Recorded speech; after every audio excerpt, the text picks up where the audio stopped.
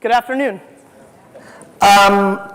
So, first of all, thank you all so much for being so worried that I wasn't going to make my flight, that you guys single-handedly took down Twitter for a couple of hours.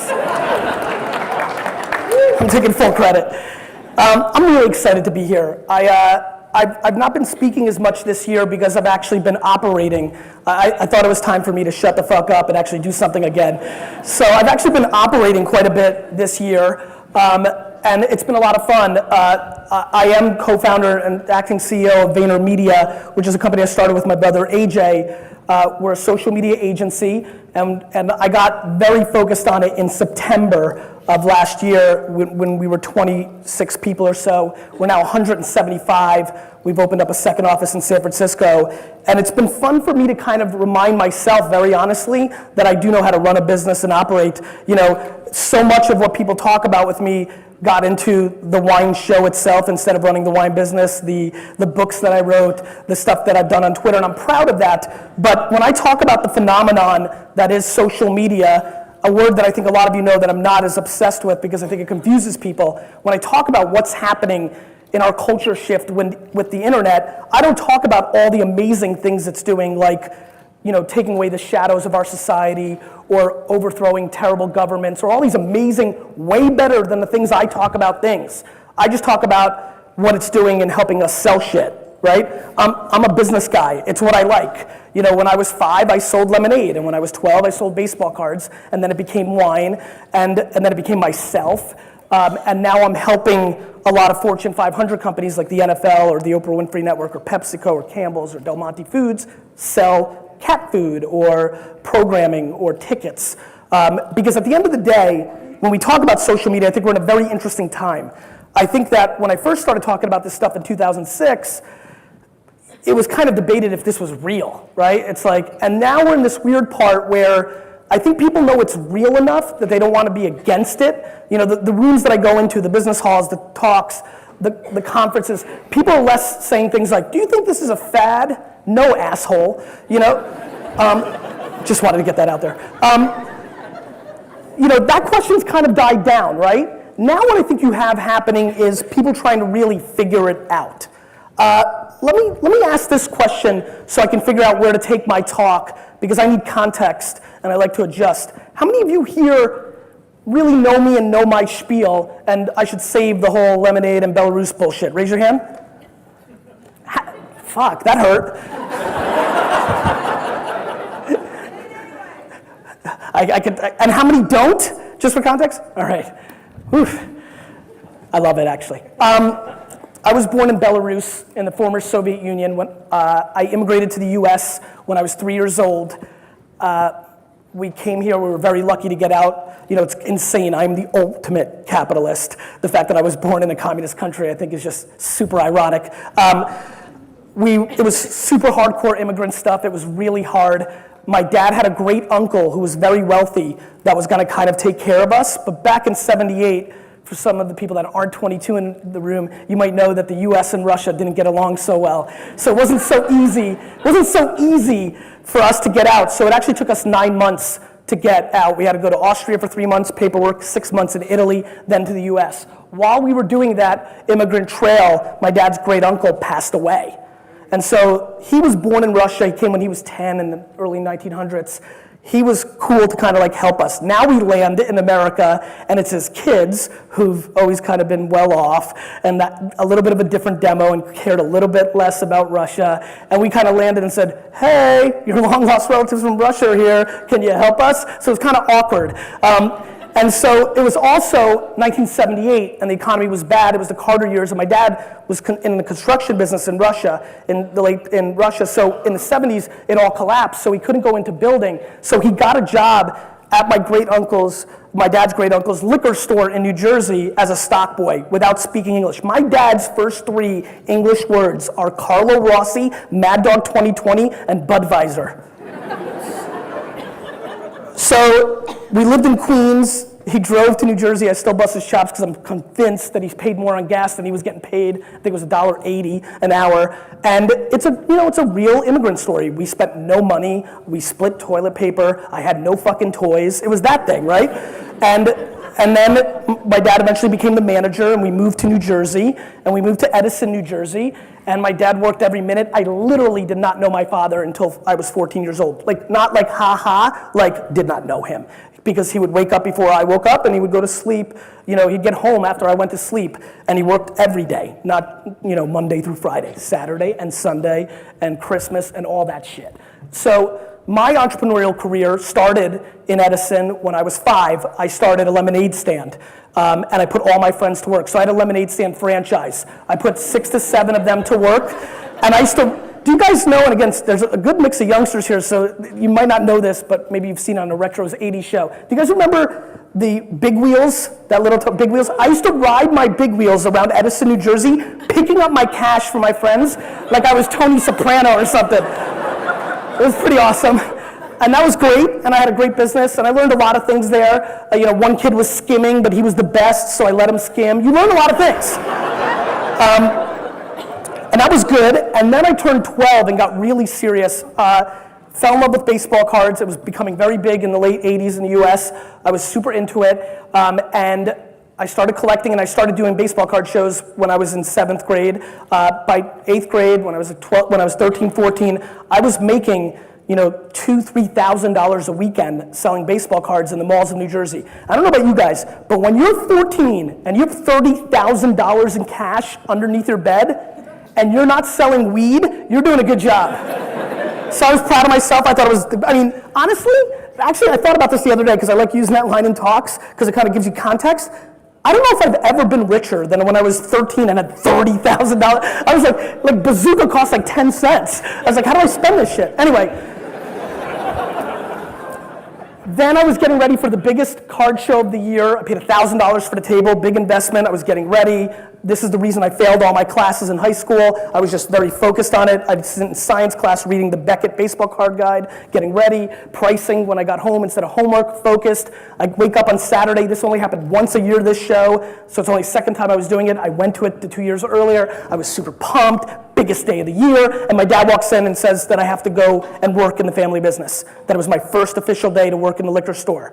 I don't know how many of you have Soviet fathers, but I lost that argument. I plead, it didn't work, and I had to go to the store. I lost my $1,000 on the table. I had to go to the store. I cried the entire way down. We lived 45 minutes from the store. And then with 2 minutes left before we got there, I composed myself, wiped off the tears, and asked my dad how much he was gonna pay me. And then he said $2 an hour, and then I really fucking started crying.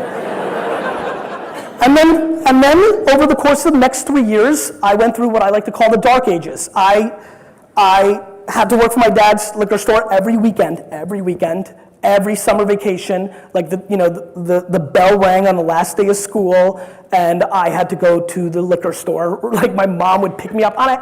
They didn't even give me the fucking half day. The half day ended. Remember like how school ended? I don't know if you guys had this. We had the half day on the last day. It was the half day. I couldn't even get the afternoon. They picked me up. I went to the store. I worked all the time, and it sucked because I wasn't able to do anything. I liked the idea of helping my dad build the business. I felt that I was a better businessman than my dad and could do things, but he wouldn't let me, obviously. I was 14, 15. I would bag ice for 10 to 12 hours a day for $2 an hour. It was awful. How many people here have seen the movie The Goonies? Raise your hand. You remember Sloth? That was me. I was chained to that fucking basement, bagging ice for 2 hours a day. It was terrible. I hated it. But then finally, a new dawn came. My dad finally let me work upstairs when I was 16 after a couple years. I stocked shelves. And then that's when things got interesting, and I'll set this all up because I'm giving you a real long backstory. I fell in love with wine because I heard one day that people collected wine. And I thought to myself, Gretzky rookie cards, Frank Thomas, Ken Griffey Jr., Silver Oak, Opus One, same shit, I can do this. And so all the passion that I had for sports, I put into wine and just read the wine. So now I was failing my classes my junior and senior year of high school, not because I was reading the Beckett, but because I was reading the Wine Spectator in class. I was a very all-in kind of character, if you can't tell. And so then I wanted to build the biggest wine business in the world, and that's what I planned on doing. And then my life changed my freshman year of college. I was playing Madden 94, dominating, by the way, and my friend came in and said, hey, you've got to check this out. I'm like, okay, let me just finish this game. I come into my friend's dorm room. This is now September 94. So I do not own a computer at this point. I'm not one of the, let me just say this real quick, just so you understand what I'm about to talk to on the rest of this talk. I'm going to talk to you about a lot of technology, and I don't give a fuck about technology. I don't care about iPads or Kindles. I don't care about that shit. I don't care about your apps. I'm not interested in Tumblr or any of this stuff. I only care about selling stuff and running businesses. This just is a necessity of doing that in the world we live in today. I am not romantic about technology. I did not grow up with it. As I started becoming friends with Zucks and K. Rose and all these internet people, and we'd be at South by, every time the conversation got into, remember your first Apple IIc? I'd be like, fucking nerds, no.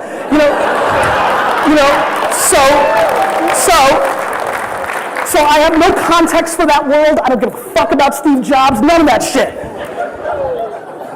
It's just the truth.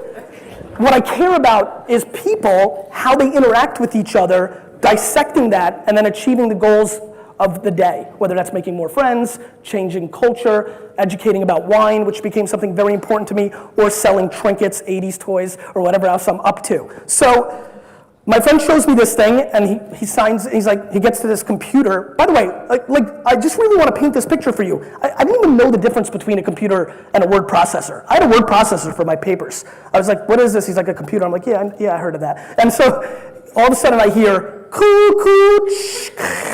remember that shit? Dial up? Remember we used to pay like $4 a minute? Old school peeps? These kids don't know. Anyway, he dials it up. He gets on this thing, he's like, this is called the information superhighway. I'm like, okay. He's like, we can get chicks on this thing. I'm like, really? So, he went into an AOL chat room and did remember age, sex, location? I know some of you know.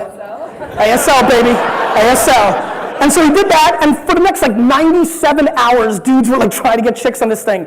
But when it eventually got to my turn, what I realized immediately when I heard coo, choo, they showed it to me, and within 30 seconds, I looked at it and they're like, we can get chicks on this thing. And I shook my head because I wanted to be cool, but what I was really thinking was fuck, I can sell things on this thing. And that's where my life changed. That's when, in that moment, I said to myself, I'm not gonna open up 900 liquor stores. I'm gonna open up a liquor store and then just sell through a warehouse through this thing. And that's what I began trying to learn. I launched a website in 1997 called winelibrary.com. My dad's store was called Shoppers Discount Liquors. I wanted a different name. I paid $15,000 for an HTML website that the guy told me would take him 3 months. It took him 28 minutes. He ripped me the fuck off. I launched the site in 1997, and in the first calendar 12 months, we sold wine on the internet. Now, the problem was we sold $208 worth of wine on the internet. And we paid $15,000 for the website. And so that's where the story gets interesting. What I'm going to talk to you about is this. Everything always stays the same. Nothing's changed, my friends. People are people. What's changing around us are the platforms that dictate our lives. When the railroads were made, the world changed. When planes came, the world changed. When TV came out, the world changed. When the printing press was invented, the world changed. But the biggest, the most substantial culture shift in humankind happened just 45 minutes ago. When 1995, 1996, when the masses started hitting the internet and we started becoming connected in a way that was never possible because what the internet does, not the fancy sites that we all adore, like Path 2.5 released yesterday, or Facebook or Twitter or Tumblr, not those things. Or the funny things that came out in time, like chat roulette, but then penises showed up and it didn't work. Not those things.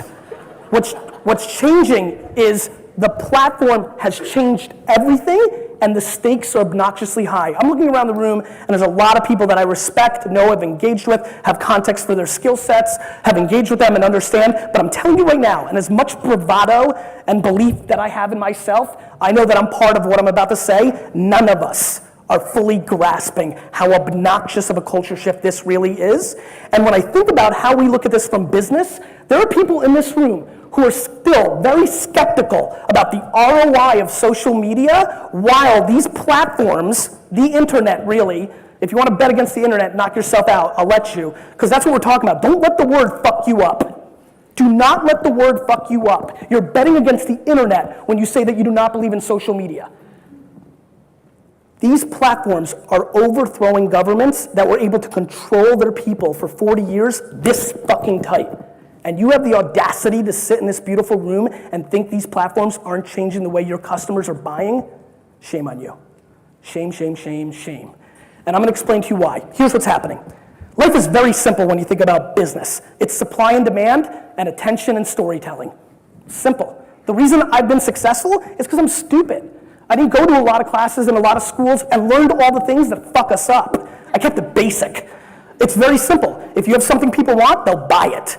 And then you push the price. You should have seen how did I launch VaynerMedia? When clients started coming to me, they're like, how much? I'm like, $5,000 a month. They're like, okay. And then the next one, I'm like, $10,000 a month. And then they were like, okay. And I was like, all right, good. And then the next one, I was like, $15,000 a month. And they were like, okay, good. And I was like, yeah. And then this is now 2009. I was like, $20,000 a month. And they were like, fuck you. I was like, 15.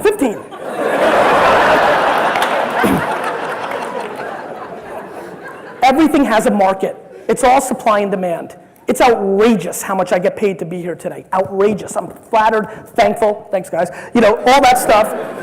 But it's because people will come to see me and they can monetize, it builds their brand, there's all the residuals. It's just business, right? Supply and demand. Now, when you're trying to sell something, you've got to have a market for it, and then you have your competitors, and you've got to compete against them, and that's what's moving, breathing, and changing. And then you've got another thing, which is what we're all really thinking about when we talk about social media, because we're not selling. I'm not selling you my information on my Twitter feed, or even on Wine Library TV, right? Apple hadn't fixed that for me yet. When I launched Wine Library TV in 2006, we were still in freemium zone, right? Consumer expectation. We should all sit here and thank the heavens and the skies for what Steve Jobs and Apple did by recreating paid apps to get our customers back into paying a couple of bucks or two for things. Because that culture was on its way of going out, and the app platform came out at the right time, and now we're back to like $4 or $5, 10, 7, cool. And I fully believe we'll have a breakout app hit this year or next year that's $24, and we'll all be talking about, wow, that's really pushing it. And so that's gonna be interesting, and we got back into that culture. And so when I started Wine Library TV in 2006, oh, I forgot, none of you know who I am. So I ran the business, and I took over my dad's business in 1998. I know I'm bouncing, but I apologize. You can edit this later. So I took over my dad's business in 1998 after launching Wine Library in 97, and from 1998 to 2005, I went from a $3 to a $60 million business. I built a very large business, and how did I build it? I built it because the website stopped doing $208 a year because more people got on the internet, supply and demand. I did it because there was this thing called email. Remember how much we loved email when it first came out? Think back right now. Think back right now, the first time you found out about email, especially if you're an old school peep, because again, a lot of pretty young faces in the crowd. You might not remember this, but when it first came out, we were like, fuck, they're gonna charge for this eventually. I'm gonna send as many emails as I can right now. Because you couldn't understand. Seriously, in like 1997, I was like, wait a minute, we're 6. I was like, wait a minute, if this isn't, I'm never gonna write a letter in my entire life. And I haven't. I was like, how is the post office gonna survive? Oh, taxes. And so like, you know, so you knew this, I mean, we loved email. We made movies about it. You've got mail. Email was the shit in 1997. Email was like unstoppable. We loved email. Real quick. How do you like email now?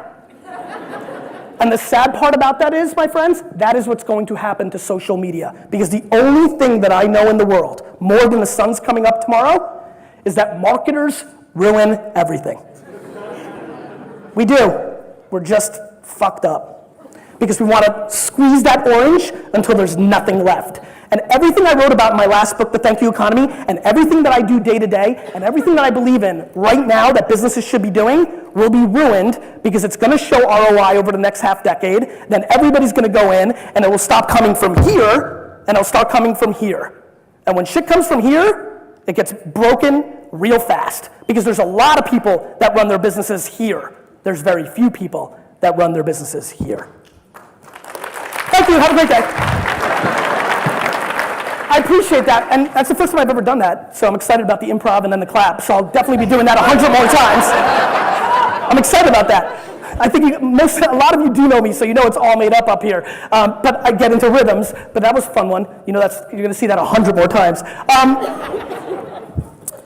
So I know that social media is gonna get ruined because, as a matter of fact, a lot of what I've done, so back to the story, I built Wine Library on email marketing. I didn't realize it. But I was emailing in 1998 when none of my wine competitors were. They were faxing their wine offers to their customers, and I was emailing. I was lucky that Wall Street happened to be the first adopters of email, and that Wine Library was close to Wall Street, so a lot of them actually had email, because I remember back in 98 when I started asking for email, half of the people didn't even know what the hell I was talking about. The other half were like, yeah, my email's like yahoo@aol.com. I'm like, So it was, it's like that, right? I mean, we forget, and we're laughing, and we forget, but for the people that lived through it, or if you can recall it, that was like 4 minutes ago. So you're gonna tell me like this stuff, do you know what's about to happen? Guys, Google Glasses is a complete precursor to us being robots. It's coming. I'm pissed, like you. And the robots are gonna kill us. Luckily, I'm hoping that we'll be gone by then, but our grandkids are fucked. And like all this stuff and all this information, right? I mean, remember when being smart was good? I mean it. Remember when being knowledgeable about information made you a good dinner date? Now it's like you're out to dinner like, yeah, who was the 13th president of the United States? And I'm like, Grant, asshole, Grant. You know, we have so much information at our fingertips that we've changed all of the things that used to have value. Information, smart people that were good at dinners or brought up stuff or in a meeting could do something, they were really important in 1979 and 84 because they remembered I was born in 75, I'm not making like that's so long ago for the ones that snickered, but I'm with you. You know, it's an eternity ago because that information was valuable. Now everybody has it. My 3-year-old daughter Misha can pull shit up on Google and answer it quicker than I can.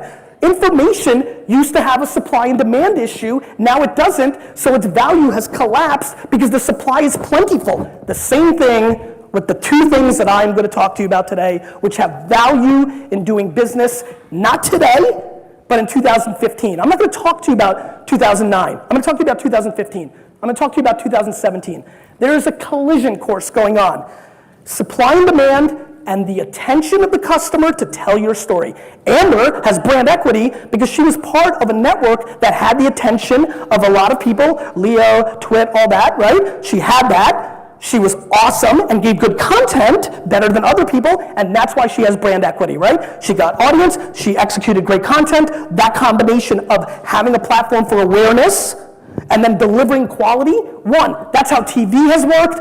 The radio stations decided who the celebrities in music were. Sometimes they bet on the wrong person, but if they had a half an ounce of talent, they won. Because it was supply and demand. What the internet has done is they've changed the course of that forever. Now we have unlimited supply. Now, because of the internet, and things are moving fast. You know, people keep talking about, television. Listen, I've been pitched a lot of TV shows. I'm rep by the biggest talent agency in Hollywood, CAA. I've spent a lot of time with them out there, and the audacity they have about television, because it hasn't failed yet, is so interesting. It's just like the bricks and mortar retailers in 2000, when they're like, that internet thing that you thought was gonna put us out of business, fuck you. Well, how did that work out for you Blockbuster assholes? So what's happening is, it's the same old thing. I'm not so smart. It's just that I realize history is the future.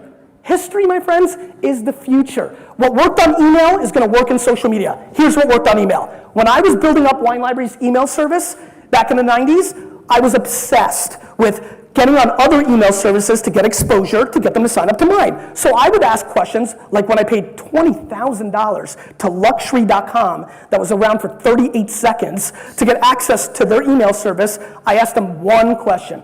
How many emails do you have? And they said, 1 million. I was like, great, I'll give you an ad. Very quickly, 24 months from that day, here were the questions that I was asking. What's your open rates? What's your click-through ratio? What's your retention? What's your unsubscribes? So when social media came along and I started having clients and questions and giving keynotes, and people would ask me questions about how many followers you had, or how many likes or followers, as they used to be called on Facebook, I'd walk in and say, it doesn't fucking matter how many engage, how many give a shit. Because I knew where the conversation was gonna go, because I just had lived it with email. I made those mistakes once. The only reason I'm doing well is I'm a little bit older than a lot of the other people that went all in, and I lived through practical business things, not watching Leo and K. Rose back on Geek TV or whatever the fuck that was, right? I was running a business. So I knew that that's where it was going. And so the fact of the matter is, here's where it's going. We are all desperate for attention. No matter what you do in this room to do business, you need to get people's attention to let you tell the story, and then you hope to convert at some sort of ratio. The end. And then you have your competitors, and that's it. That's your business. No matter what you do, you sell a service, you sell roses. You can think about how complicated it is, this, that, the other thing, but it's not true. What you have is a product or a service, you have competitors, and there's supply and demand. Sometimes it goes up. More people started drinking wine, then me and my competitors could have more market. So the market moves, but then I had to be better than them, and that's why I kept innovating. Email was faster than their fax, so I won. And then in 2005, when I saw video, I created a wine show because I wanted to build brand equity in me, something that nobody could take away from, and I did that, and that worked. And then I continued to evolve, and I've got something else brewing in the wine world, little secret, little exclusive for Toronto. So that's what we're all doing. We're in that space. That's what we're thinking about. We have to continue to innovate. Here's what I think is the most limited supply in the world: effort. I am completely obsessed, all fucking in. Think about every second. If you would have seen my face today when they canceled my flight, and knowing that you guys were here, right? And knowing that in reality, even how financially satisfying this keynote is, that me being in New York for 7 hours and going back to my office would have been a better financial situation for me, but that I would have lost brand equity, that I had to try. I mean, I was like texting like fucking LA and SF like rock stars for private. I was gonna lose money to get here. I was thinking about starting to run, but then I remembered I was out of shape. So, I mean, if you would have seen this line that I was on, I heard some other rogue flight was going to Toronto because everything was canceled. I ran over there. Then they're like, all right, the person in front of me got the last seat. And I was like, I'm gonna get on this plane somehow and offer somebody $5,000 to give me their, I mean, I was gonna tape it and show you and you would have thought I was the best. But, so I'm always a little sinister. But I mean, effort. I mean, how many of you did I tweet back with during the engagement while it was happening in real time? Probably like 7 to 10, exactly. I didn't have to, I was trying to do that and talk to you and this. Effort is underrated. Effort is massively underrated in our society. You know why? Because your time is limited. Supply and demand. When you do something for somebody, you can't make that up. It's not like producing these fucking Nikes. I can make a good trillion iPads, right? But you can only have so much time and have only so much effort that you can give to your customer. But here's why it's interesting. That always worked. That was always a good thing to do and care about your end customer. There's a difference now, though. When you do that act, when you care, the amplification of that act has much more residual word of mouth power in today's society than it used to. When you did something gnarly for one of your customers, just amazing, 10 years ago, they told a couple of people over drinks, maybe. Now, in a world where we're armed as media companies, every fucker in here is a media company. Who does not have a mobile phone in this audience? Raise your hand. Holy fuck.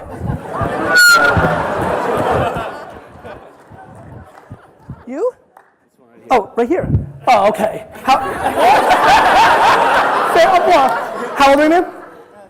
12? Do you want a mobile phone? Are your parents here? What if I bought you a mobile phone? Are you in? All right, email me at Gary. Oh, no, this. Go to facebook.com/Gary. And say, hey, it's Noah, the kid from Toronto, send me my phone. Thanks, bro.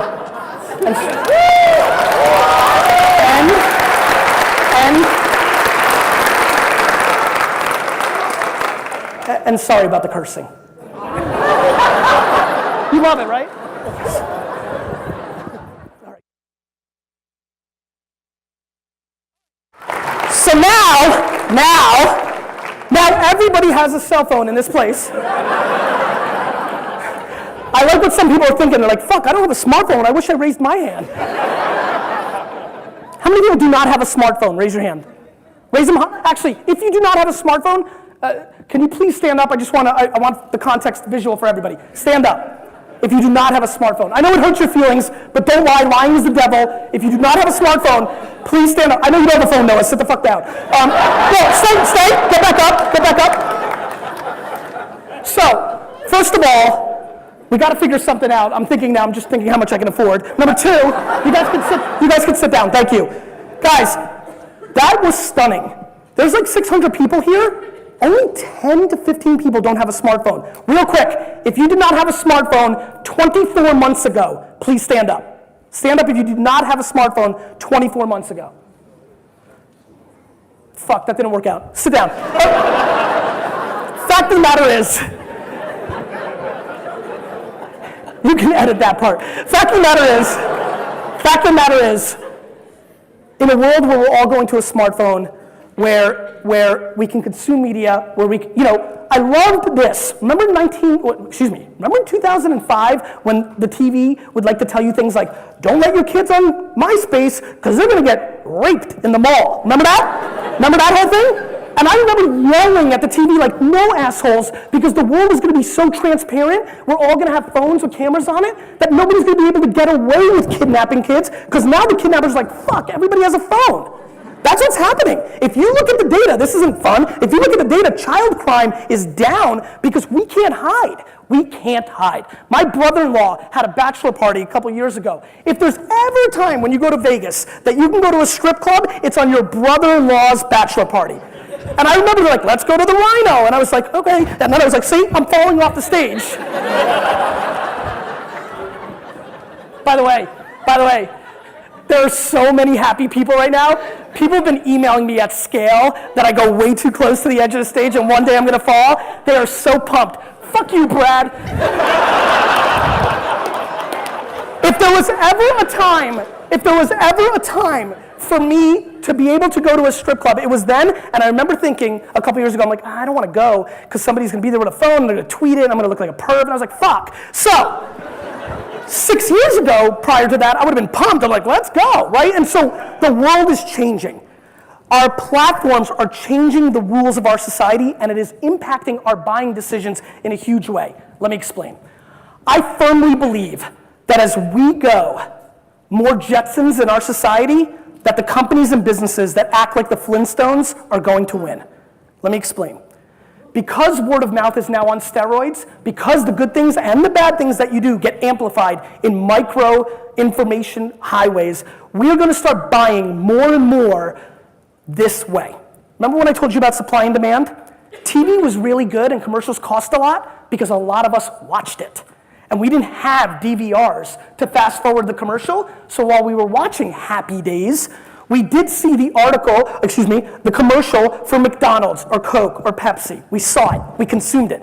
All that they wanted to do was get that at bat, and then the creative process of putting out the content to actually make you go wanna bite a cheeseburger was up to them. Those were the two games in play. That game is now shattered because we are now living through massive fragmentation of our attention.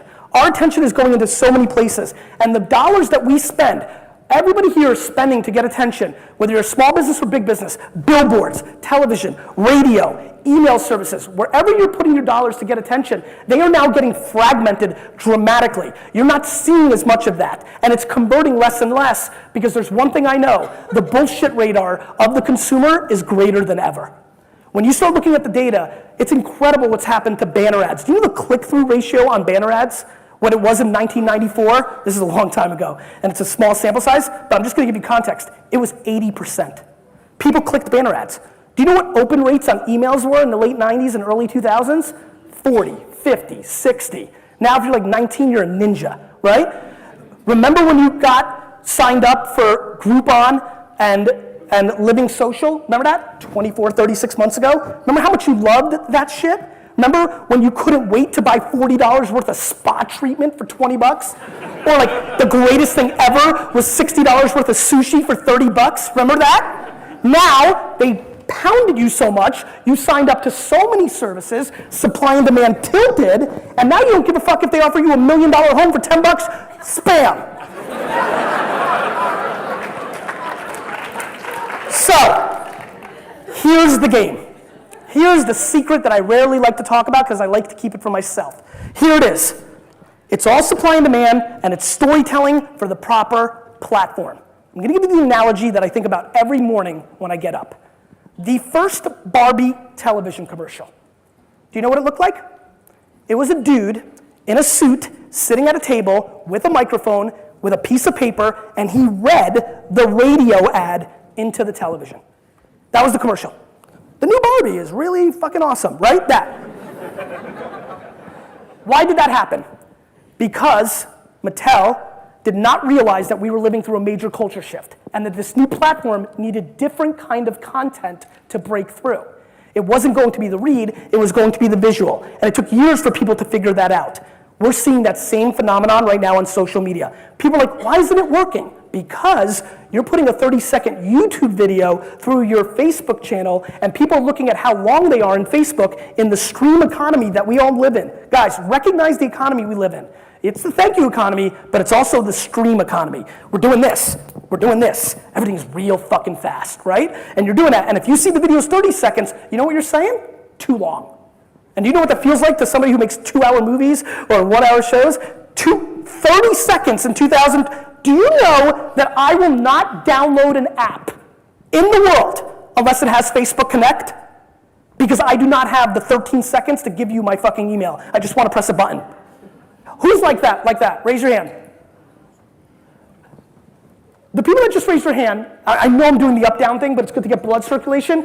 If you will not fill out information and will only download an app because of Facebook Connect, not because it's there and you won't, you only will when it has Facebook Connect, I need you to stand up. Please, I just really need it. Stand up. If you will only download an app if it has Facebook.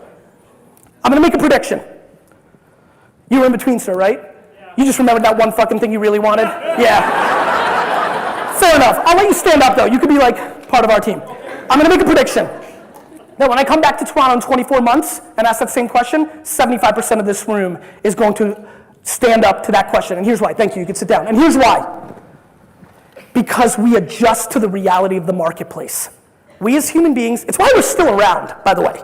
You want to know why we're still around? Because we adjust. We are halftime adjustment peeps. We adjust to everything. We're really good at it. It's why we're around. Eventually we won't. Remember the robots thing I told you about? But for now, we adjust to everything, and we will adjust to it.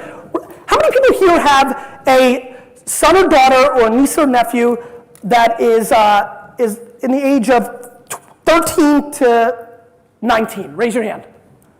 Okay? So half of you. Do you guys remember the conversation that you had with your son or daughter 2 or 3 years ago when you said, "Little Ricky, I don't give a fuck how you talk to your friends, but when your dad calls, you pick it up. I'm not texting with you." Remember that conversation? Just curious, how's that going for you? Remember how weird it was to you 3 years ago or 4 years ago when that one early adopter friend wasn't answering the phone and wanted to text and you thought he was being rude or she was being rude and it was awkward?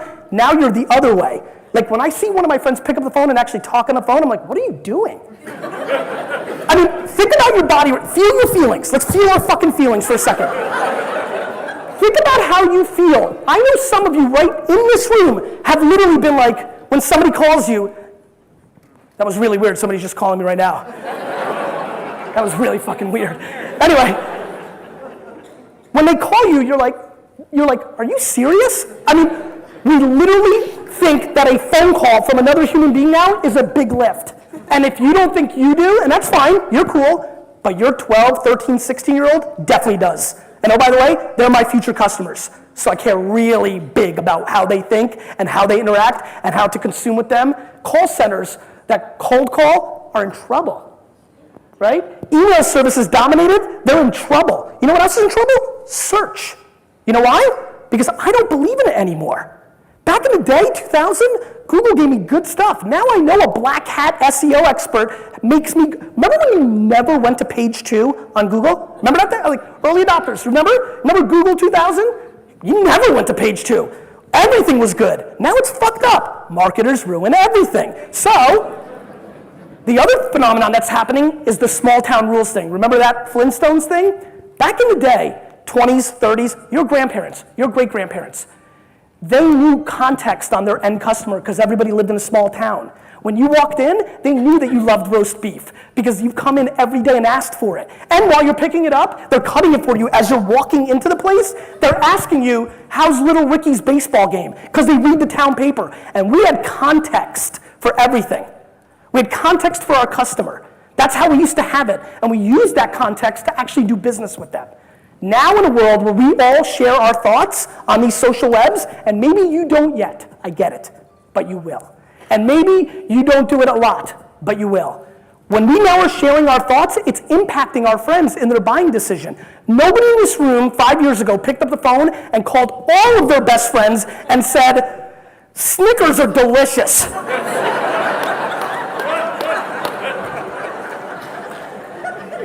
But just curious, when you filter out the baby pictures on Facebook, that's exactly what we say to each other now. We communicate in dumb shit. It's what we do. Micro thoughts. Everything's fast. Quick thoughts. I hate this car wash. I love this laundromat. I enjoyed this restaurant. This dish is awesome. And you're being impacted by it in a big way. Because the number one thing that's always worked, the tried and true thing from cavemen saying that dinosaur meat's delicious to right now, is we believe in word of mouth. And because of the social websites that are built on top of the internet, in this generation of the internet's manifestation, we are in a place where word of mouth is at scale. Word of mouth is at scale. The impact of word of mouth is greater than ever, and the context of the people that you care about really matter. And then there's another phenomenon. Facebook mapped our social graph. How many people here have reconnected with somebody on Facebook that prior to getting on Facebook, they had not talked to in over 5 full years? Raise your hand. Oh, interesting, everyone.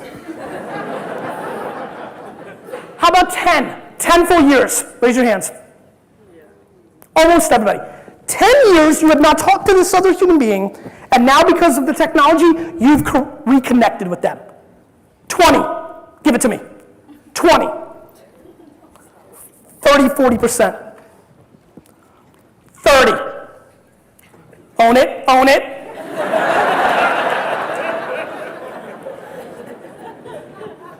40. Who wants it? Ladies, get your hands up. Love it. I love you for that. Usually when I start getting into 40, it becomes very dude-oriented. Thank you. We have reconnected with all these people at scale. And let me tell you what happens. 20 years ago, Sal, who you went to high school with and had those fun times with once in a while, who you're now connected to, you would have never talked to Sal again. Ever, ever, ever. But now, because you're connected on Facebook, when Sal says that he loves Arby's new roast beef sandwich, you fucking see it. And you rewind in your head subconsciously to when you and Sal used to go to McDonald's, and he has a good feel for sandwiches at restaurants. And now you want to eat one of those things. And because you now spend 6 hours doing that, instead of watching the Brady Bunch on television, you're being impacted by that, not by the commercial. And oh, by the way, about commercials. How many people here in this year, 2012, 8 months, 7 months worth already of this year, have watched their TV mainly on demand, on the web, or on a DVR TiVo recording system? Raise your hand, just wondering. Oh, weird, everyone. And just curious, how many of you, unless you're unable to because of Hulu or some other reason, actually fast forward every single commercial this year? Raise your hand. And meanwhile, my clients are spending 80% of their $100 quadrillions of dollars making them so you consume them. Guess what? You don't fucking see them. And you know what else you don't see? Billboards. You know those things outside when you drive? Remember we used to see them? I love them. If you ever drove in New Jersey for 4 years, I had billboards everywhere about my wine show. I used to live in New York, and I basically mapped my pattern to the store so I could have billboards so I could see myself because I'm that vain. You look good today, baby. I love billboards. But guys, there's a culture shift. This thing. When you drive away from this conference today, do me a favor. Look at 4 or 5 cars. I guarantee 2 or 3 of people are texting while they're driving. It's dangerous out there. Oprah's right. I'm scared. So, in a world where people are looking at their cell phones while they drive, my friends, they're not looking at billboards. They're not even looking at the fucking road.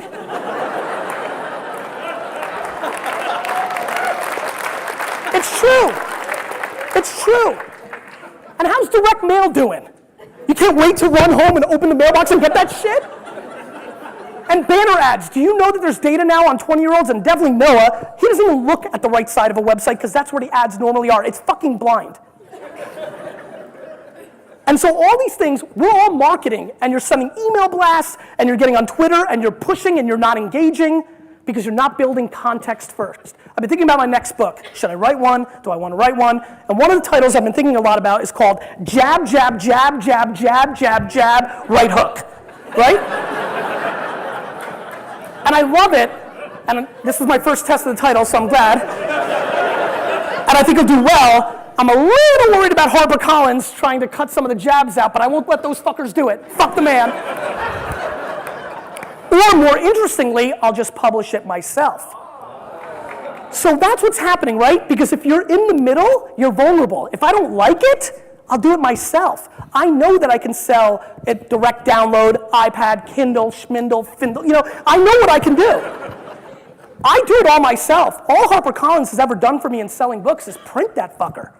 They don't do anything, and they keep 50%. Now, why did I keep doing it? Because I'm a businessman that believes in all this future stuff while staying very practical in the reality of the marketplace. I've talked about a lot of Zen stuff, but none of it matters if you're not paying your bills and doing your thing. My problem is, I guarantee that if you guys all audit your businesses or what you're planning on doing, that you're doing 25 to 75% of dumb shit.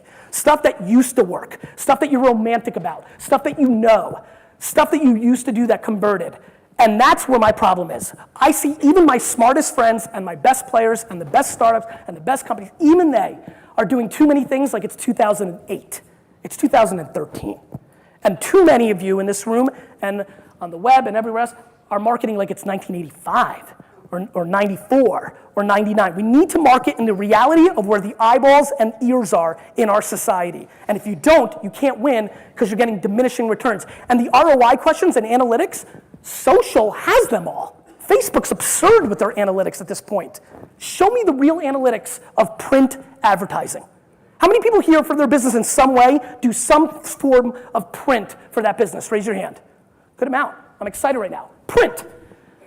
They're charging you on Circ and Reach. You know what they're charging you on? 3 times how much they actually print. 3 times. You know why? Because Barry might leave it on the train and Ricky might pick it up and might go to page 157. Are you fucking kidding me? We're paying, oh, and Nielsen ratings in the US, that's my favorite. You mean the 2,000 boxes that represent 180 million of us?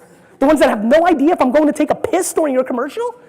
We have never had good data on the last 100 years. The Mad Men era, long term, we'd be looked upon as the dark ages. We now have tons of data. The reason that Groupon and Zynga, and forget about Zynga almost going out of business right now, because that's where it gets really interesting. What Zynga did was mapped customer acquisition.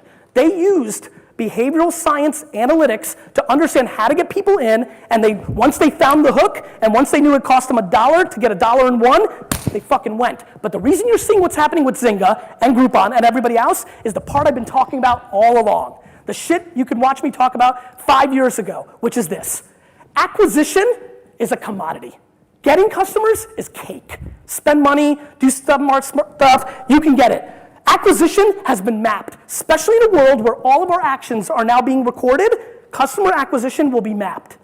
And there's a lot of scientists and mathematicians that are going to come out and analytics people and help other companies once they leave the companies that are doing it best, and they'll get out to the other companies, get big bucks, and they'll help, and that will be mapped. And all of us are going to look at each other, and we're going to be playing one game, retention. We're going to be playing retention and lifetime value and percentage of the wallet. And that's where effort and human caring comes in. Because retention's hard. You can get them, but what happens when they get stopped and they start getting bored of actually feeding their sheep with virtual fucking corn? What happens when that happens? What happens when they're tired of $80 sausage for 40 bucks? And when you're not targeting them properly with the kind of offers they want? You know why so many people unsubscribed? Because not that many dudes here want fucking manicures, right? So what happens in that world? What happens when that company has never done anything to show you a gesture or to listen to you or care about you? The people that try to scale the unscalable going forward are going to win. The people like Wine Library, my company, where we call every person that places their first order on winelibrary.com with a human being and say, thank you, and nothing else. So Jersey happens to be an interesting state. It's one of the 3 states in America where you can actually record a phone conversation without telling the other person. I wonder why. So I actually listen to these recordings and listen to the MP3s of this, and you can literally hear the customer when we call and say, hey Rick, super thankful for your case of Pinot Grigio, hope you enjoy it. Maybe you should pair it with some salmon, make sure it's cold. Hope you enjoy it, have a great day, thank you for your first order with us. You can literally hear the customer waiting for the other shoe to drop. And we've got this amazing Merlot that you should take 6 bottles of. We even have customers that call us back and apologize that they were awkward because they were waiting. They're like, okay, thanks, bye.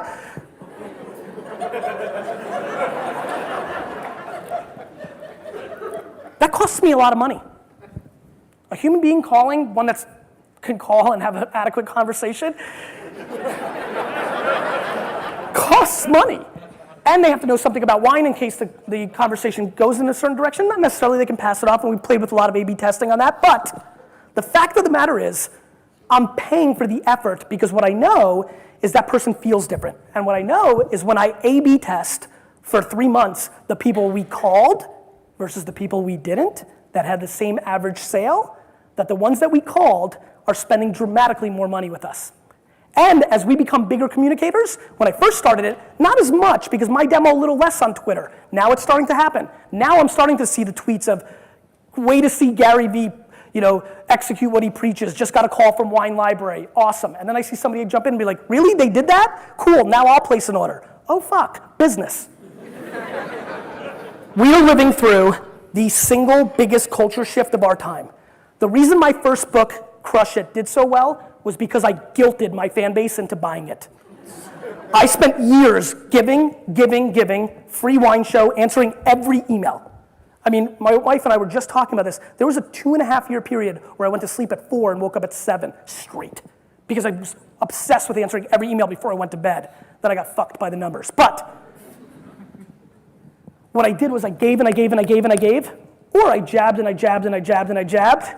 And then when I asked, hey, I've got a book, and I spammed a little for a month because I wanted to really sell my book, it converted.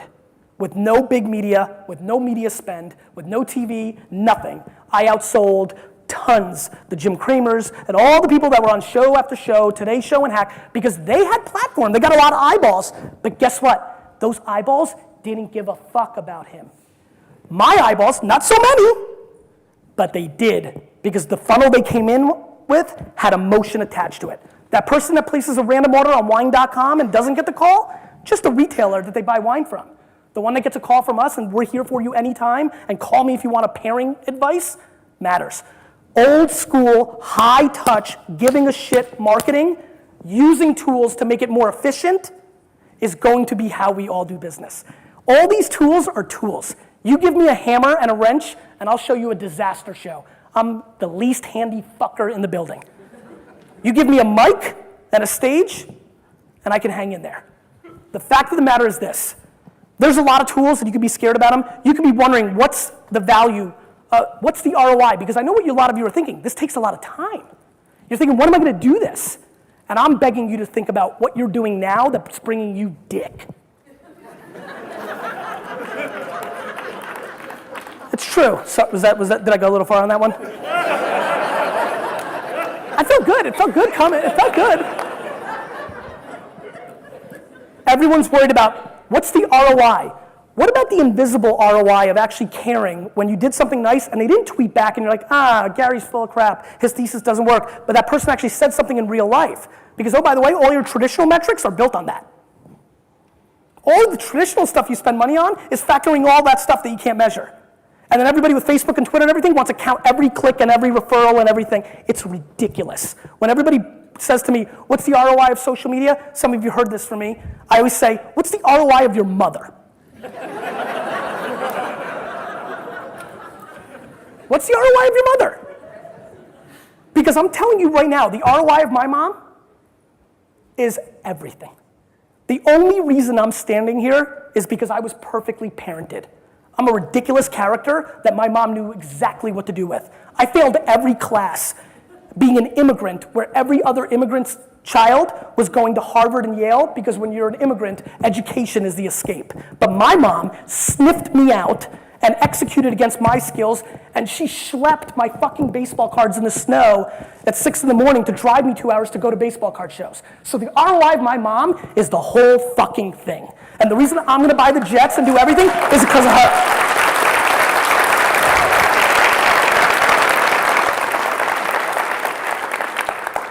Doing the right thing for the end user, who is the people that are buying our products, is always the right thing.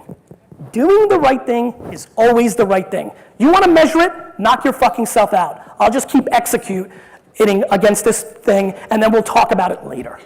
Because everybody wants analytics and data and proof, and the people that always win are the ones that feel it, go and execute, and then they get put on stage to tell us. And then we listen, and we get inspired, and then we come back home, and we get into real talk, where you have a boss that you have to prove it to, or you have to pay bills, and all of these things that break it down. And I'm trying and begging you not to not be practical. You've got to sell stuff. I promise you, I am not Mother Teresa. As warm and fuzzy as that little speech I just gave about my mom, I'm a bad dude. I told you my first business was lemonade stands because I'm embarrassed. My first one was when I was 4.5, and I would go into people's yards, rip their flowers out of their yard, ring their doorbell, and sell it back to them. The only reason I do this is because I believe that business is a marathon, and most of society, especially because of Wall Street, thinks it's a sprint. And when you run a marathon, you train for it differently. Am I sure 3-4 years ago that all that effort that I was putting into people while my business that was going like this went like this was going to be worth it? I was. Because I'm EQ. I feel it in my soul and go all in and execute. I'm not IQ. I'm not Harvard. I don't go read about it, figure it out, and then go do it. I feel it and go all in. Too many of you in this room know it's right, but you're half pregnant.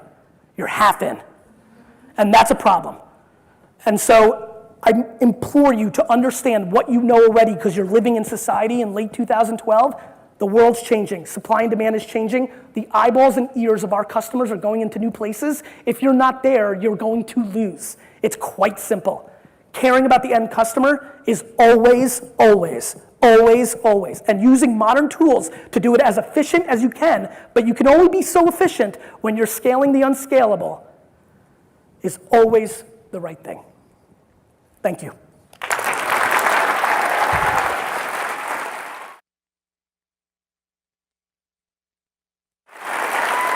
Thank you.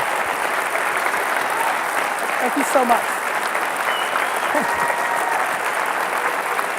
Thank you so, so much. Thank you so much. So now we're doing Q&A. Thank you so much. We're doing Q&A, right? I didn't go too long, right? Are we good? I kind of really got in the zone, so I lost time. Can we do some Q&A? Is that all right? 2 minutes? Fuck. Okay. So let's do two questions. Great. Let's do 2 questions. And then for everybody else, please go to facebook.com/Gary and ask a question or create context. I want to create context at scale with every person on earth. I've started. I'd like to continue with you guys. And I also want to brag that I have a 4-letter Facebook URL. I'm transparent. I got to keep it real. All right, 2 questions. Raise them.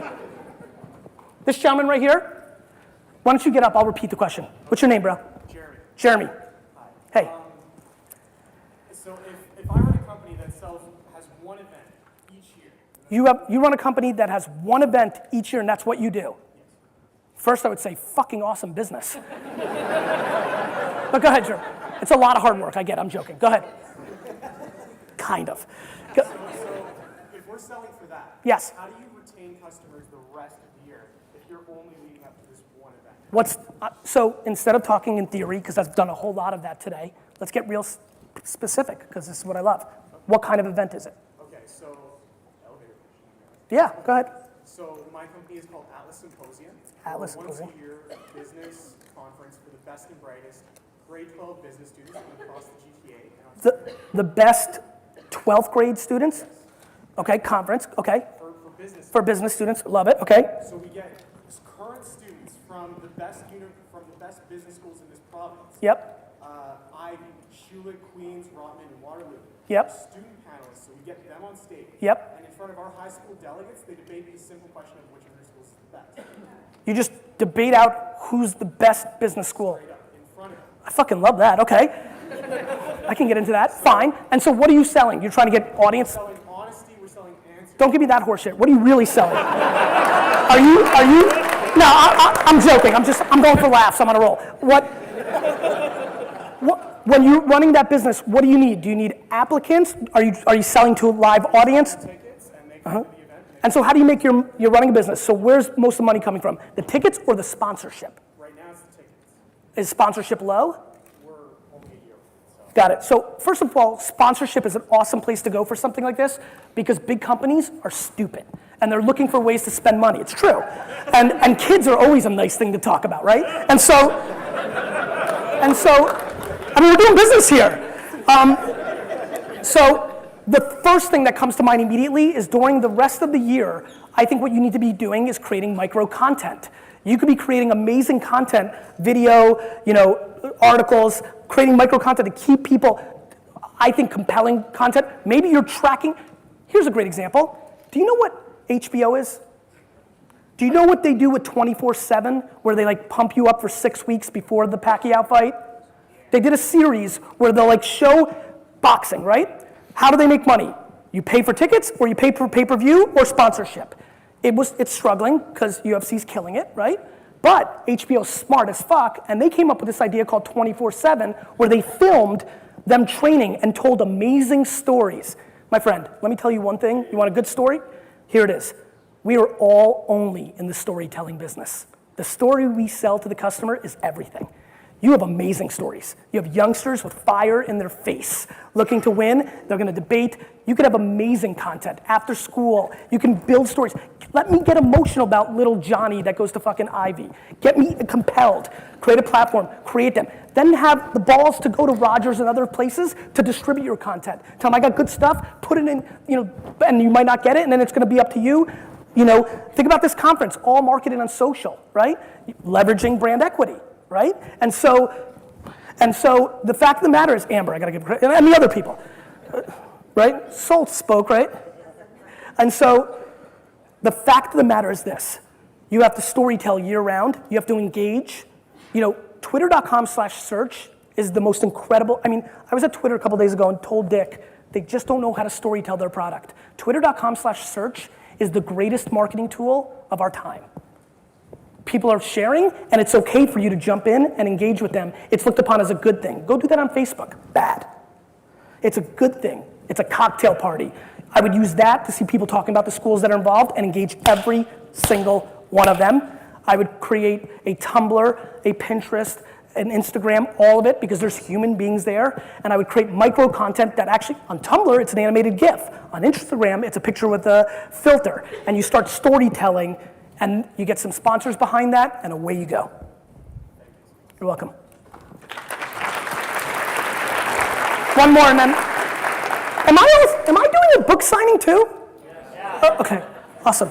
So I could see some of you there. I'm the worst. What's your name? Ian. Ian, what's up, bro? Good talk. Thanks, bro. First of all, to the gentleman that asked that first question, I have an awesome application that you should check out. We'll talk later, called Soapbox. It's awesome. Soapbox? Soapbox, yeah. Awesome. I love it. Check it out too, Gary. That's going to cost you. And not money. I've never taken $1. You need to create more context. See, what you did there right there was the 19-year-old douchebag move, right? No, it's true. It's true. It's true. This is a live example of exactly what not to do on social media. And Ian, I love you, and we'll fix it. But let me crash your face real quick. What he did there was, without having too much, see other people, Suze, and other people in this crowd who I do have context with, I would do that for because there's a lot of equity there, right?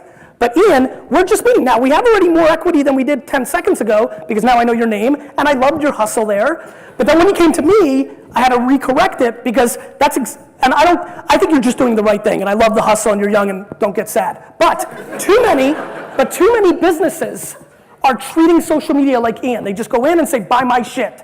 And without the context, Ian, I'm like a pretty girl. You've got to date me a little bit here, fucker.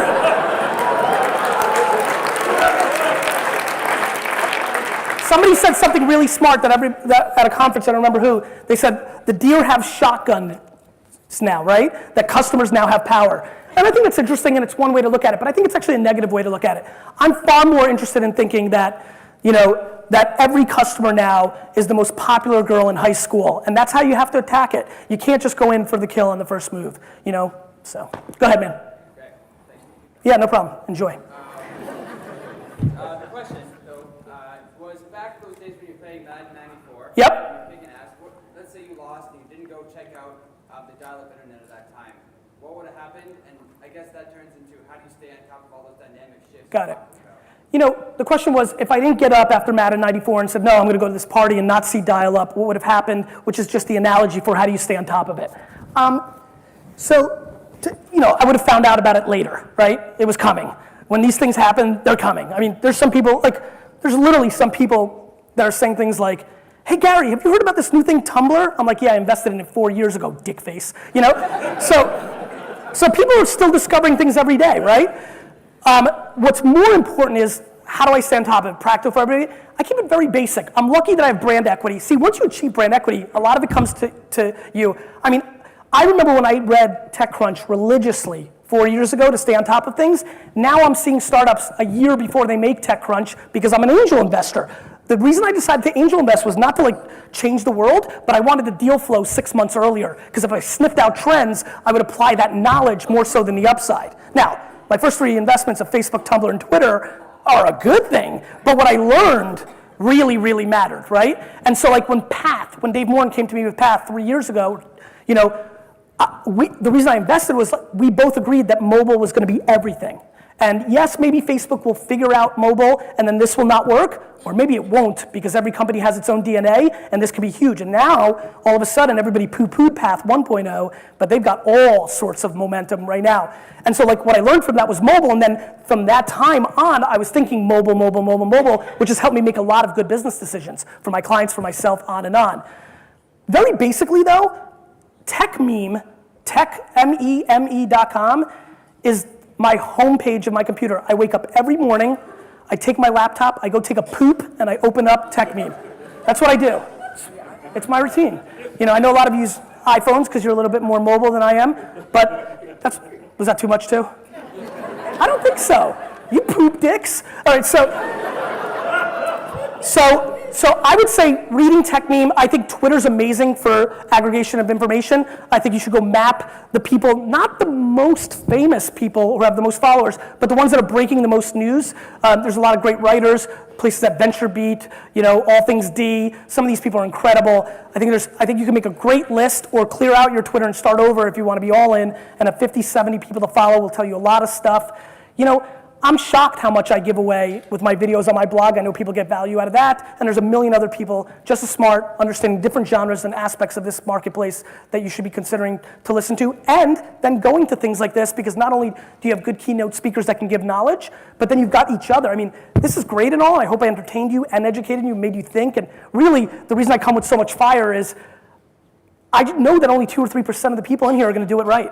As good as this is and as good as you feel, you're going to the real world tomorrow. And you're gonna walk in and be like, I saw this guy Gary, and da-da-da, and then the boss gonna be like, shut up, and you're gonna be like, fuck me. And so, which is why I implore, if that's a true story, I beg, and I keep it practical, but I promise you, you need to sniff out the places where that's not the case. There are better jobs. It's scary. I don't want you to go broke. I'm not telling you to quit your job. I'm telling you that if you have a roadblock where you don't have power, then you're not gonna be able to make anything happen. You're just not. That's not real. You can send them the video of this, and it works sometimes, and that's been fun for me, but it's hard. And if you're starting your own company, and you've got to be practical and pay the rent, and you don't want to live at mom and dad's anymore, and there's a lot of things going on. But here's what we have. A, we have more time than we think. You only need 5 hours to sleep, so give me something, right? And B, you've only got one at bat. That's just what fucks with my head, right? You've only got one at bat. I'm 36 and I'm like, fuck, I've lived from now, and if I double that, shit, 72. I liked it better when I did that when I was 24. And you have one at bat, and we are living through very disruptive times. I'm really pumped for the people, all of us, the younger and older than me, that you're living through this, if you're gonna be in the workforce for the next 10 years, you're living through disruptive times because things were pretty settled from, let's say, 60 to 90. I mean, like, things got settled. The disruption came in 40 and 50 and 30. We're getting a really good at bat with this internet thing. Don't waste it. I know I was only allowed 2, but I'm gonna sneak you in, bro, because you look fired up. Go. Fast. Sorry. I mean, I've read all your stuff and I've been watching you since Twilight. What's your name, man? It's Steve. Steve, thank you. And 2 years ago, I started my own business, and like I don't know if I'm just speaking, but like people relate, but I'm scared shitless to fail. Yeah. Okay, and you're constantly running into all these different fragmented platforms and what do I do next? And what Yeah. I'm trying to take advice from everybody. Yep. What I really want to know is, have you ever failed, and how do you react? Like, what have you reacted to it? Because Poorly. I know a lot of what you did well. I've never actually heard of anything that you've ever effed up. And this is why, like, so I was a failure my first 18 years of my life on general standards, right? Again, I painted you a picture. I mean, like my high school friends' parents that were really, back then I was mad, but now I understand. But back then when everybody was going to college, and they're like, and they were proud that their son was going to Stanford, and I'd come over to play basketball, and it'd be like, Gary, you heard T. Adams going to Stanford, right? Where are you going? And I remember just like, that was a tough time for me, right? But I remember being in my head being like, fuck you, lady, I'm so much smarter than your son. You don't even understand what the game's really about. I'm gonna clown this fucker, right? So it does have to do with wiring. I'm only interested in failing. I'm only interested in failing. That doesn't put me out of business. And up until marrying Lizzie and having Misha, I secretly wanted to go out of business too, because I thought the story would be better that I went up and then down and then back up. And that's the DNA of a true all-in fucking entrepreneur, right? Not everybody is, and right now entrepreneurs are really hot. And it's cool to be one, and a lot of fakers and posers, a lot of COOs think they're CEOs right now. And even worse, a lot of CMOs think they're CEOs. And even worse, some janitors think they're CEOs, right? So it's really hot and everybody can do it and you can put on a hoodie and fucking go raise money and do it. Most people are gonna fail, a ton. I'm pumped because I can't wait for the carnage and I'm gonna buy up shit, right? I'm a businessman, remember? But a lot of people are gonna lose. And so what you have to do is be practical. It's very simple. It's cash flow in, cash flow out. It's scary, but you have to ask yourself what the alternative is. Here's the problem. Everybody's pumped about guys like Zucks and even like little successes like me because they hear millions. It's really fun to make $100,000 a year doing what you want to do, how you want to do it. I'm devastated that I'm this ambitious. I'm being dead serious. Clearly I love myself, so I'm okay, but I am. I'm very sad that I fundamentally do not spend enough time with my daughter, even though it was the only thing I thought about for the year before she was born, the year after she's been born, the only thing I thought about on the flight today. It kills me. It kills me that I don't see my best friends. It kills me that I don't have time to be on the VaynerMedia softball team. It destroys me that I can't just relax and watch something. It kills me, but it's just not who I am. And so I fight for the most important part, which is family. And that's where I have to get uncomfortable and break myself and say no and be like, oh fuck, I really want to meet that person or make this happen or have this opportunity, but no. That's where I fight myself. But everywhere else, I let my ambition win. And that's flawed too. You know, I know a ton of people making $10 million a year that are fucking miserable. And I've got a ton of friends making 42K and fucking loving life. You just have to know which one you are and not be something you're not. A penguin can't be a giraffe. And too many people in here are lying to themselves because they want to be something for somebody else or even themselves. But the second you start realizing who you are, the day, which was early, I'm talking like 12, and that doesn't happen for most people, but the day when I was 12, 10, I don't really know exactly when, but the day when I realized that I sucked shit at 99.9% of everything, but I was really good at that 0.01, I went all in on that, and that changed my life. The day when I realized I was far more likely to own the Jets instead of playing for the Jets, I started making the right decisions. Instead of playing football, I started buying football cards and selling them. And I think that a lot of us are caught in not understanding ourselves, doing things for our parents, our responsibilities, but because of the internet and the time, all my friends are complaining. I'm like, a lot of you remember this one. That's where this came from. Stop watching fucking Lost was one of my big quotes, that kind of took me to a different place. I've got friends who are like, you're so lucky, and you're so lucky. I'm like, I'm not fucking lucky. I'm like on Facebook, we all got reconnected. Gary, wait a minute, you're on Conan. Wait a minute, are you famous? Are you really rich? You're so lucky. And as great as that sounds, I write back immediately. I don't care what I'm doing. I'm like, I'm not lucky. I'm like, remember in high school when you guys all went down to the Jersey Shore and fucked bitches? I worked.